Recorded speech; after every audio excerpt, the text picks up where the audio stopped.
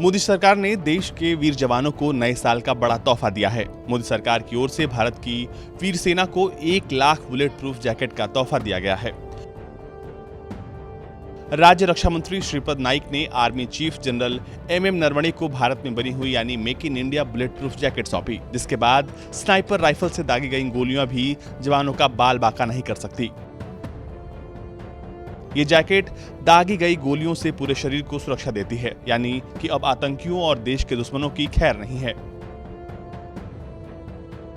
ये bullet proof जैकेटें अत्याधुनिक हैं, जिनमें रक्षा का अतिरिक्त स्तर और कवरेज क्षेत्र है। इन जैकेटों का वजन कम रखा गया है ताकि फौजियों पर गैर जरूरी बोझ न बढ़े। रक्षा राज्य मंत्री ने इस मौके पर कहा कि हमारी सरकार सैनिकों की सुरक्षा के लिए पूर्ण रूप से प्रतिबद्ध है।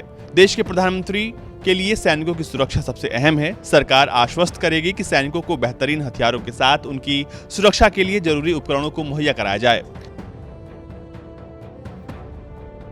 रक्षा मंत्रालय की ओर से जारी की गई प्रेस रिलीज के मुताबिक रक्षा राज्य मंत्री ने तय समय से 1 महीना पहले ही इन जैकेटों को मुहैया करवाने के लिए जैकेट बनाने वाली कंपनी SMPP प्राइवेट लिमिटेड की तारीफ की है। उन्होंने कहा कि आत्मनिर्भर भारत बनने की योजना के तहत make in India bullet proof jacket का बनना एक बेहतरीन कदम है और ये कंपनी न केवल देश बल्कि पूरी दुनिया में इस तरह के उत्पाद का निर्यात कर रही है।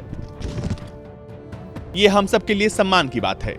बता दें कि जिस कार्यक्रम में रक्षा राज्य मंत्री ने army chief general MM Naravane को भारत में बनी हुई हाई बुलेट प्रूफ जैकेट सौंपी, वहां डिफेंस प्रोडक्शन सचिव Rajkumar, lieutenant general AK Samtara, DG infantry lieutenant general RK Malhotra और लेफ्टिनेंट जनरल HS काहलो मौजूद थे।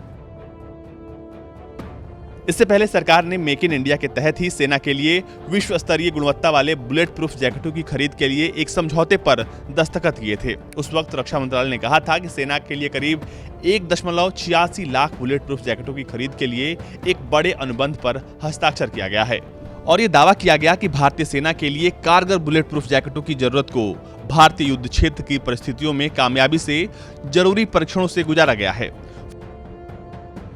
फिलहाल सुरक्षा बलों के सामने घाटी में कई चुनौतियां होती हैं।